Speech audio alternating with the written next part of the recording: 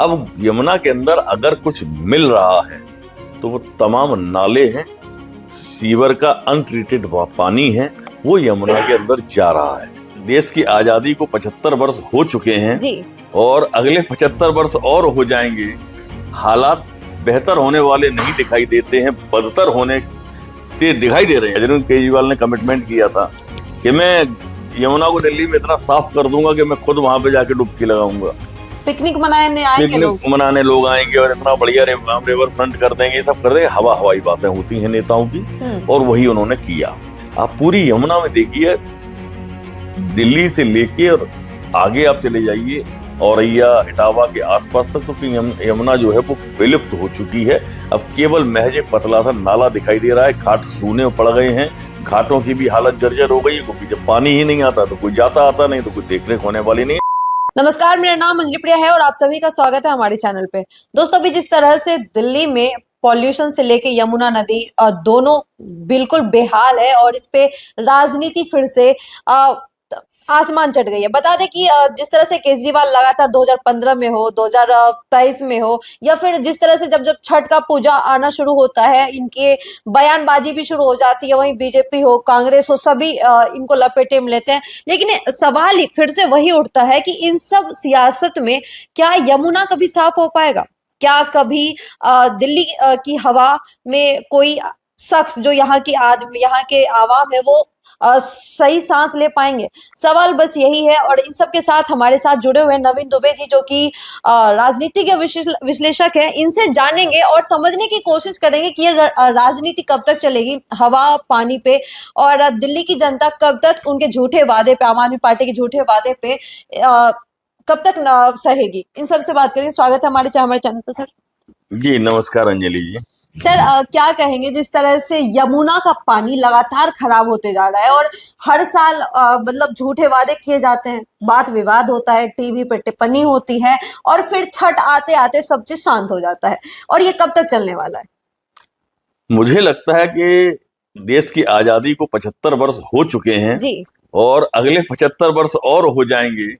हालात बेहतर होने वाले नहीं दिखाई देते हैं, बदतर होने दिखाई दे रहे हैं, प्रैक्टिकली बदतर होते दिखाई दे रहे हैं। पहली चीज आप देखिए, अरविंद केजरीवाल ने कमिटमेंट किया था कि मैं यमुना को दिल्ली में इतना साफ कर दूंगा कि मैं खुद वहां पे जाके डुबकी लगाऊंगा, पिकनिक मनाने आएंगे लोग, पिकनिक मनाने लोग आएंगे और इतना बढ़िया रिवर फ्रंट कर देंगे, ये सब कर देंगे। हवाई बातें होती हैं नेताओं की, और वही उन्होंने किया। आज आपका वजीराबाद का जो आपने बैराज बना रखा है, पानी आपने वहां रोक लिया सारा के सारा। अब यमुना के अंदर अगर कुछ मिल रहा है तो वो तमाम नाले हैं, सीवर का अनट्रीटेड पानी है, वो यमुना के अंदर जा रहा है। उसके बाद रही बची कसर पूरी करने का काम खनन माफिया ने किया है, जिसने वहां पर अनाप शनाप खनन कर दिया। उस जगह पर रेत निकल गया है, रेत की जगह कूड़ा बैठ गया है। आप पूरी यमुना में देखिए, दिल्ली से लेके और आगे आप चले जाइए औरैया इटावा के आसपास तक, तो यमुना जो है वो विलुप्त हो चुकी है। अब केवल महज एक पतला सा नाला दिखाई दे रहा है। घाट सूने पड़ गए हैं, घाटों की भी हालत जर्जर हो गई है, क्योंकि जब पानी ही नहीं आता तो कोई जाता आता नहीं, तो कोई देखरेख होने वाली नहीं। बहुत सुंदर सुंदर मंदिर बने हुए हैं, मथुरा में आप देख लीजिएगा, इसके बाद आप आगरा में घाट की तरफ देख लीजिएगा, आप इटावा में देख लीजिएगा, बहुत सुंदर प्राचीन कालीन मंदिर बने हुए हैं। स्थिति क्या है वहां की? जब पानी ही नहीं रहा यमुना में, तो किस बात की यमुना, और क्या करेंगे मंदिरों का? उन मंदिरों की हालत जीर्ण शीर्ण हो रही है, सरकार कहीं देखरेख नहीं कर रही है। हिंदुत्व का एजेंडा जिंदाबाद है, वास्तविकता ये है। पहली चीज, क्या इस पे आम आदमी पार्टी भी अमल कर रही है हिंदुत्व के एजेंडे पे? नहीं, देखिए, आम आदमी पार्टी की पॉलिटिक्स को अगर आप देखें जी, तो वो प्योरली सेक्युलर पॉलिटिक्स करती है। वो ये नहीं कहते हैं कि हम हिंदू के साथ हैं तो मुसलमान के साथ नहीं है, मुसलमान के साथ है तो हिंदू के साथ नहीं, ऐसा बिल्कुल नहीं बोलते हैं। आप देखिए, उनके जो भी नेता, केजरीवाल बाहर आए तो वो सबसे पहले हनुमान मंदिर गए, आतिशी मुख्यमंत्री बनी तो वो सबसे पहले करौट पे हनुमान मंदिर गए। तो उन्होंने बड़ा अच्छा एक मैसेज देने, इस बात पे तो मैं तारीफ करूंगा आम आदमी पार्टी की, उन्होंने समाज के अंदर वैमनस्य को स्थापित करने का काम नहीं किया है। उन्होंने एक अच्छा काम ये जरूर किया है कि वो दोनों और सभी धर्मों को समान भाव से मानते हैं, उनका पालन करते हैं और जनता के बीच में भी ये मैसेज देने की वो कोशिश करते हैं कि भाई हम तो केवल काम करने आए हैं। अब उनके पास एक सेफ गार्ड हो जाता है, एक शील्ड है उनके पास बचाव के लिए, वो ये है कि साहब हमें पूर्ण राज्य का दर्जा नहीं है, हम कोई डिसीजन लेते हैं गवर्नर साहब रोक देते हैं, और यही चल रहा है लंबे समय से। बार बार वो एलजी पे फेंक एलजी देते पे हैं, जाके वो बीजेपी पे ठीकरा आरोप फूट लगाते जाता हैं। है। हाँ, वास्तविकता ये है कि इन राजनीतिक दलों की लड़ाई में, राजनेताओं की लड़ाई में अगर कोई पिस रहा है आम जनता तो वो आम जनमानस है, और आम जनमानस का दुर्भाग्य ये है कि इस देश को चलाने का काम भी वो आम जनमानस कर रहा है, क्योंकि अर्थ जो होता है, टैक्स का जो पैसा जाता है, वो चाहे गरीब हो, मजदूर हो, मिडिल क्लास हो, हायर क्लास हो, सबकी जेब से जाता है। गरीब आदमी अगर एक दूध का पैकेट खरीदता है तो उसको भी टैक्स देना पड़ता है, वो भी टैक्स पे करता है। ये सबसे बड़ी चीज है। तो जब आप टैक्स जनता दे रही है, जनता के पैसे को लेके आप बांट रहे हैं, कुछ भी कर रहे हैं, अल्टीमेटली उसका सही जगह इस्तेमाल नहीं हो रहा। मुझे लगता है इस देश के अंदर लोकतांत्रिक व्यवस्था में पहले नेताओं में नैतिकता हुआ करती थी, वो नैतिकता मुझे दिखाई दी, अटल जी के कार्यकाल कालखंड तक दिखाई दी है, लेकिन उसके बाद अब राजनीति में नैतिकता खत्म हो गई, झूठ का बोलबाला हो गया है। ये सच्चाई, चाहे वो केजरीवाल हो, चाहे नरेंद्र मोदी जी हो, चाहे आपके उत्तर प्रदेश के बड़े नेता हो, चाहे गिरिराज सिंह, कोई बना रहे, लेकिन उसी नैतिकता पर चलने का दावा तो करते हैं केजरीवाल केवल जी। देखिए भाषण में और आचरण में फर्क होता है। हाँ, इन लोगों के भाषण बहुत लोक लुभावने होते हैं, बड़े मधुर होते हैं, सुनने के बाद ये लगता है जैसे बोल दिया कि बस फटाफट हो जाएगा, अब तो काशी क्यूटो बन गया। लेकिन स्थिति उसकी उलट होती है, कुछ भी नहीं होता है। और मुझे आज की जनता को ये समझ में, बहुत बड़ी बात कहूंगा अंजलि जी, अब भारत की जनता को ये समझने का समय आ चुका है कि आप ये सोचते हैं कि कांग्रेस अच्छी है, कि भाजपा अच्छी है, कि आम आदमी पार्टी अच्छी है, कि सपा अच्छी है, कि बसपा अच्छी है। असलियत में देखा जाए तो ये एक नेक्सस है, एक क्लास बन चुका है हमारे देश में कि कभी तुम सत्ता में तो हम विपक्ष में हैं। सब दावे करते हैं कि हम इन्हें जेल भेज देंगे, इन्होंने भ्रष्टाचार किया, उन्होंने भ्रष्टाचार किया है, लेकिन आज की तारीख में समाज के अंदर लोक नायक बने वो लोग बैठे हुए हैं और कोई किसी को जेल नहीं भेज पा रहा, क्योंकि इस हमाम में सारे के सारे नंगे हैं। देश की जनता को अब चिंतन करना पड़ेगा। मैं तो एक ही अपील करूंगा आपके माध्यम से कि भाई आप प्रत्याशी देखिए, पार्टी बिल्कुल देखना बंद कर दीजिए, क्योंकि पार्टी की गुलामी हम 75 साल से करते चले आ रहे हैं। अब आप जब अच्छे कैंडिडेट चुनेंगे, आपने विधायक चुनना है, ग्राम प्रधान चुनना है, पंचायत अध्यक्ष चुनना है, आप उसकी क्वालिटी देखिए, क्वालिफिकेशन देखिए, उसका कमिटमेंट देखिए। यदि आप अच्छा प्रत्याशी चुनेंगे, भले ही वो निर्दलीय क्यों ना हो, तो निश्चित तौर पर ये देश आगे बढ़ेगा। पार्टियों के अंदर क्या है, एक डिक्टेटरशिप है इंटरनल। भाजपा में हम देख रहे हैं अमित शाह, नरेंद्र मोदी, तीसरा कुछ नहीं, कोई नहीं। मैं गारंटी के साथ कह रहा हूं, मैंने डिबेट में भाजपा प्रवक्ता से पूछ लिया था, हमने, भाई साहब जरा बता दीजिएगा कि आपके यहाँ ग्रामीण विकास मंत्री कौन है केंद्र में, नाम नहीं जानते, क्योंकि मंत्रियों को इजाजत नहीं है मोदी सरकार में अपने विभाग की बात रखने की। प्रेस वार्ता कभी आपने करते हुए किसी मंत्री को देखा हो पिछले 10 साल में तो बता दीजिए। उत्तर प्रदेश के किसी मंत्री को आपने देखा, जहां जहां भाजपा शासित सरकार है, किसी मंत्री की हैसियत नहीं है। ये प्रणाली जब से बनी है, कॉर्पोरेट कल्चर की तरह आप पार्टियों को चला रहे हैं, पार्टियां देश चला रही हैं। इस देश का एक बड़ा नुकसान हुआ है और मैं समझता हूं इसकी भरपाई होना आसान नहीं है।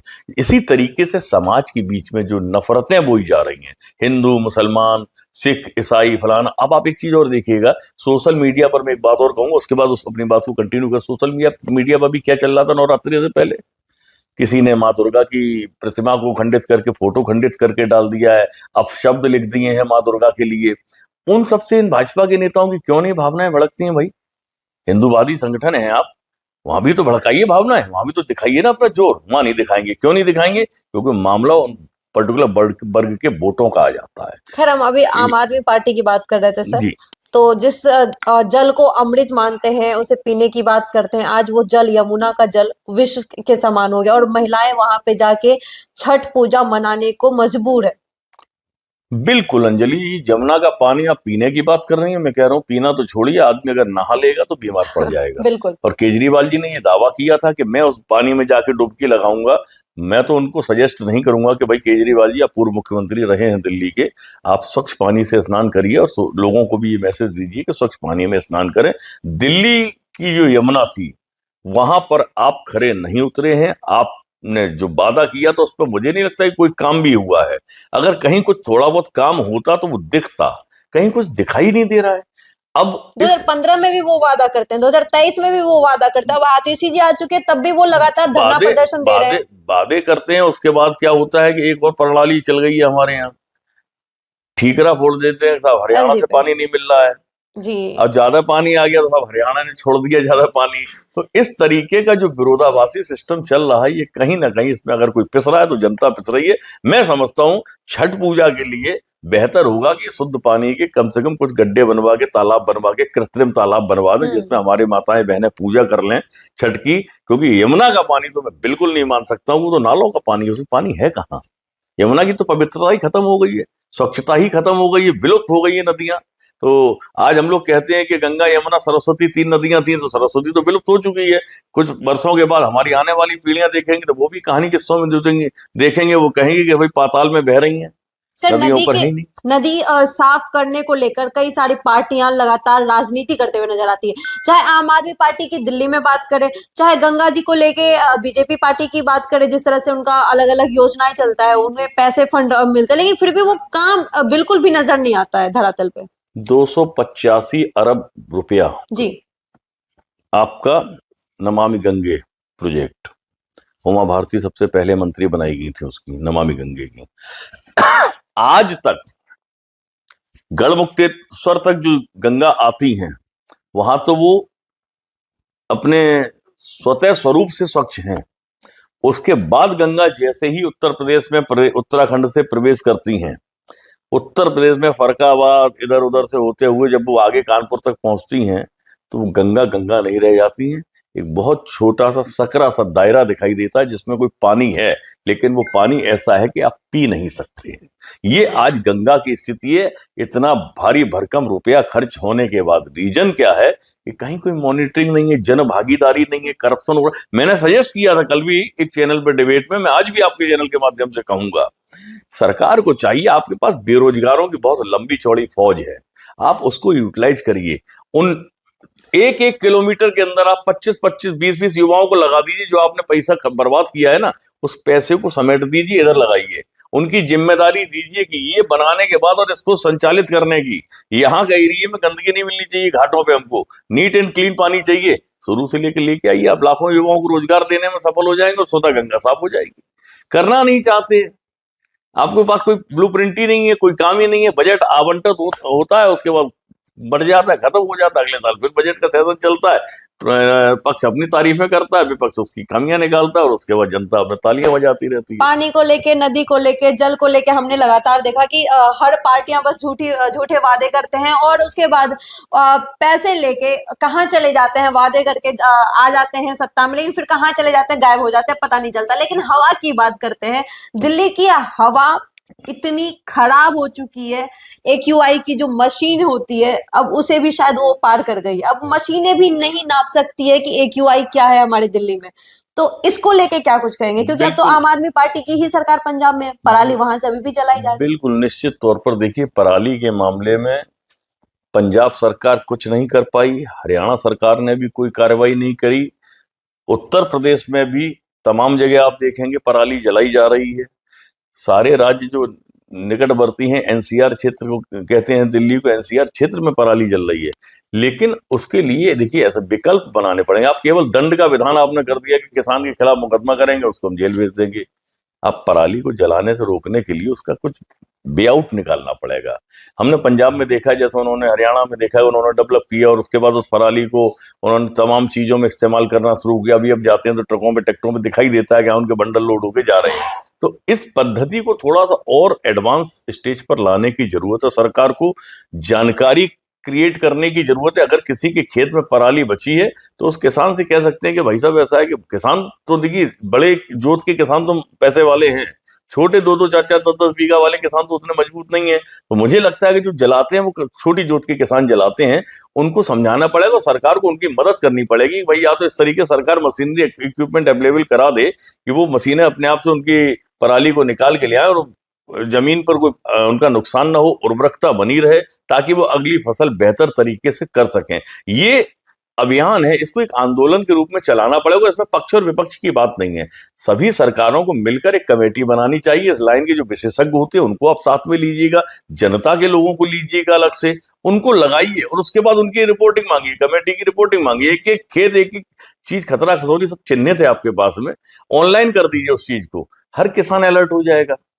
सबसे बड़ी चीज है, और किसान आपके साथ खड़ा हो जाएगा। तो एक तीर से आप कई निशाने साथ हैं। पता नहीं इस देश के अंदर राजनीति का जो मापदंड है, जिस तरीके के सिद्धांत हैं, वो ही बदल चुके हैं। नैतिकता वैतिकता कहीं कुछ है नहीं है, काम कोई करना नहीं चाहता है, देश को बस केवल हवाई भाषणों से चलाना चाहते हैं। और मुझे लगता है कि ये स्थिति बहुत अच्छी आपको लगता है नहीं है। कि इन्हीं में से एक केजरीवाल का भी नाम आता है, जो बार बार खुद को कट्टर ईमानदार बताते हैं, वादे को पूरा करने वाला बताते हैं, मिडिल क्लास के लिए काम करने वाला बताते हैं, हर वादे को, हर जो भी दावा उन्होंने किया उसको पूरा करने वाला खुद को बताते हैं, उनमें से वो एक है? नहीं, देखिए केजरीवाल ने क्या किया, उन्होंने जब अपनी पार्टी लॉन्च की लड़े तो क्या था, एक उनके पास पुरानी सी वैगनआर कार थी जी। उन्होंने कहा मेरी तो यही है, मैं तो कॉमन मैन हूं, लंबी सी शर्ट पहन लेते हैं अपने पिताजी की साइज की। तो उस सबसे आप देखिए जनता को इमोशनली ब्लैकमेल कर सकते हैं। ये कोई, आप मुख्यमंत्री हैं, आपकी एक नेसेसिटी है, आपकी एक सिक्योरिटी होती है, आपकी सुरक्षा होती है, वो उनको मालूम है कि नॉर्मल एसओपी है, ये फॉलो होगा। हमें कहने में क्या जा रहा, हम तो कहेंगे साहब हम तो वैगनआर में चलेंगे मुख्यमंत्री बनने के बाद। जनता इस पर तालियां बजा देती है। भारत की जनता की एक और बड़ी बात कहूंगा अंजलि जी, भारत की जनता जो है वो थिंकिंग बाई हार्ट है, यहाँ से सोचती है जी। जिस दिन जनता यहाँ से सोचना शुरू कर देगी, राजनीतिक दल सड़क पर खड़े नजर आएंगे। ये मैं गारंटी के साथ कह रहा हूँ, बहुत जिम्मेदारी के साथ कह रहा एक लास्ट सवाल होगा सर कि पंजाब में आम आदमी पार्टी की सरकार आ चुकी है, वो वहां पे भी यही बात बोल के आए थे कि सो भाई अगर हमारी सरकार आएगी तो हम दिल्ली में जिस तरह से हवाएं खराब होती है हर साल ठंड के मौसम में, ठंड आते आते वो चीजें नहीं नजर आएगी। लेकिन सरकार यहाँ पे कुछ खास कदम उठाते हुए नहीं दिखती है। वो व्हीकल्स बंद कर देती है, पुरानी गाड़ियां बंद कर देती है, पटाखे छोड़ने पे बैन लगा देती है, लेकिन कुछ खास काम या मशीनें लगाते हुए नजर नहीं आती है। देखिए ऐसा होता है, जबकि खुद पढ़े लिखे हैं। एयर पोल्यूशन का कोई एक कारक नहीं है, बहुत सारे इसके एलिमेंट्स हैं जी। बहुत सारे कारण हैं। एयर पोल्यूशन कंट्रोल करने के लिए आपने ग्रीनरी पर क्या काम किया, वृक्षारोपण कितना, आर्टिफिशियल जंगल कितने लगाए, कितने पेड़ पौधे लगाए गए। मुझे लगता है कि एक अभियान चलता है, गर्मियों के जून में चलता है, जिसको जुलाई में चलना चाहिए कि साहब हम पर्यावरण दिवस मना रहे हैं, पेड़ पौधे लगा रहे हैं, तमाम मंत्री विधायक इन सबके फोटो आते हैं सोशल मीडिया, उसके बाद वो भूल जाते हैं। तो ये स्थिति से बाहर आने की जरूरत है, ग्रीनरी पर फोकस करना पड़ेगा आपको। और जिस तरीके से आपने जगह जगह, एक जमाना था कांग्रेस टाइम में उन्होंने कहा था यूकेलिप्टस लगा दी, यूकेलिप्टस का पेड़ लगाया तो उसने इतना पानी सोख लिया जमीन का कि जहां 200 फुट पे पानी था वो पानी 400 फुट पे पहुंच गया, फिर उसको बंद करना पड़ा। अब आपको क्या है, जामुन आप लगाइए, आम लगाइए, नीम लगाइए, पीपल लगाइए, इस तरीके के जो पेड़ हैं जिनसे एयर क्वालिटी इंप्रूव होती है, ऑक्सीजन देते हैं, उन पेड़ों को लगाने की जरूरत है और उनके संरक्षण की जरूरत है। साथ के साथ आपके यहाँ व्हीकल से पॉल्यूशन होता है, निश्चित तौर पर होता है, बड़ी तादाद में वाहन है, आप उनको नियंत्रित करने के लिए क्यों जरूरत यह है कि आपका पब्लिक कन्वेंस सिस्टम खराब है, एक्यूरेट नहीं है। अगर आपका गवर्नमेंट का जो पब्लिक ट्रांसपोर्ट सिस्टम अगर बेहतर हो जाए तो मुझे नहीं लगता कि मैं अगर दिल्ली जाना चाहूंगा तो मैं तो ये कहूंगा पब्लिक ट्रांसपोर्ट से जाऊंगा, मैं गाड़ी से नहीं जाऊंगा, मेरा खर्चा भी बचेगा, मेरा टाइम भी बचेगा। तो आप पब्लिक ट्रांसपोर्ट सिस्टम पर ध्यान नहीं दे पा रहे। सरकार की अपनी गाड़ियां हैं, पॉल्यूशन वो भी फैला रही हैं। आज आप पुलिस की गाड़ियां देख लीजिए पूरे देश के अंदर, नोएडा में देख लीजिए आके, 10 साल के बाद की डीजल गाड़ी पाबंदी है, लेकिन यहाँ पे आज भी घूम रही है, पुलिस चला रही है गाड़ी, ठीक है, तो कौन उनको रोकेगा। तो ये स्थिति से आपको बाहर निकलने की जरूरत है, हर छोटी छोटी चीज को कंसीडर करना पड़ेगा, उसके बाद उसमें सुधार करते हुए आगे बढ़ना पड़ेगा। तो मैं समझता हूँ 5-7 साल में आप बेहतर पोजीशन में अपने क्षेत्र को ला सकते हैं, अच्छी एयर क्वालिटी मिल सकती है, अच्छा पीने का पानी मिल सकता है। ये सब बेसिक्स हैं जिंदा रहने के लिए मनुष्य के। आप बेसिक्स पे ही काम नहीं करेंगे, आप बड़े बड़े डेवलपमेंट की बात करेंगे कि साहब हमने आर्टिफिशियल इंटेलिजेंस का दौर आ गया, ये आ गया, वो आ गया। भाई बेसिक्स भी तो ठीक कर लो, जो आपको जिंदा रहने के लिए चाहिए, हवा, पानी, भोजन। आज मिलावट का दौर है, सब जगह मिलावट चले, सब कुछ चल रहा है अंजलि जी, बहुत बड़े विषय हैं ये। हम लोग अगर बोलेंगे तो मैं समझता हूँ 3 घंटे तक इसी पे डिस्कशन कर सकते हैं। लेकिन निश्चित तौर पर नेताओं को जो बयान देते हैं अब उनको जमीनी धरातल पर उतारने की आवश्यकता है, जो कि नहीं उतार रहे, चाहे वो किसी भी दल के हो, चाहे वो आम आदमी पार्टी हो या कोई और पार्टी हो। आपने देखा अभी जिस तरह से हवा पानी को लेके हमारी बात हुई थी नवीन दुबे जी से, और उन्होंने जिस तरह से एक एक करके बताया कि इसे हम किस तरह से खत्म कर सकते हैं, सरकारें किस तरह से वादा करती हैं और किस तरह से वो वादे से मुकर जाती हैं, और किस तरह से एक आम जन होने के नाते हम और आप भी शायद इसमें कंट्रीब्यूट कर सकते हैं एक पेड़ लगा के। खैर इस पूरे वीडियो में आपको क्या लगता है कि आम आदमी पार्टी जो लगातार पिछले टाइम से दिल्ली में है, उसकी कितनी गलती है, या फिर आतिशी अब मुख्यमंत्री बन चुकी हैं, उन्हें क्या करना चाहिए प्रोटेस्ट के अलावा, एलजी के ऊपर आरोप लगाने के अलावा, या फिर राजनीति करने के अलावा क्या वाकई में धरातल पे काम करना चाहिए? आपको क्या लगता है? हमें कमेंट बॉक्स में बताइए। धन्यवाद।